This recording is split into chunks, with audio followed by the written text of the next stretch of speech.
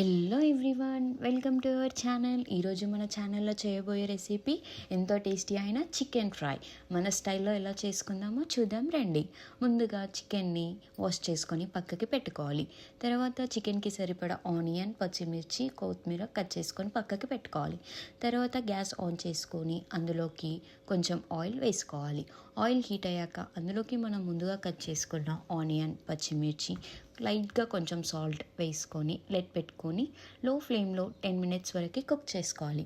తర్వాత lead open చేసి onion fry అయ్యాక అందులోకి కొంచెం పసుపు, అల్లం వెల్లుల్లి పేస్ట్ వేసుకొని బాగా మిక్స్ చేసుకోవాలి. ఒక 5 మినిట్స్ వరకు కుక్ చేసుకోవాలి. ఇప్పుడు లెడ్ ఓపెన్ చేసి మనం ముందుగా వాష్ చేసుకున్న చికెన్ని వేసుకొని బాగా కలుపుకొని లెడ్ పెట్టుకోవాలి. ఒక 15 మినిట్స్ వరకు లో ఫ్లేమ్లో కుక్ చేసుకోవాలి. లెడ్ ఓపెన్ చేసి ఒకసారి చికెన్ని బాగా కలుపుకోవాలి. మళ్ళీ ఒక 5 మినిట్స్ వరకు లో ఫ్లేమ్లో కుక్ చేసుకోవాలి. చికెన్ పీస్కి బాగా పసుపు, అల్లం వెల్లుల్లి పేస్ట్ బాగా పట్టుకోవాలి. ఇప్పుడు మళ్ళీ లెడ్ ఓపెన్ చేసి మనకి తగినంత కారం, ఉప్పు, కొంచెం కొత్తిమీర వేసుకొని బాగా కలుపుకోవాలి.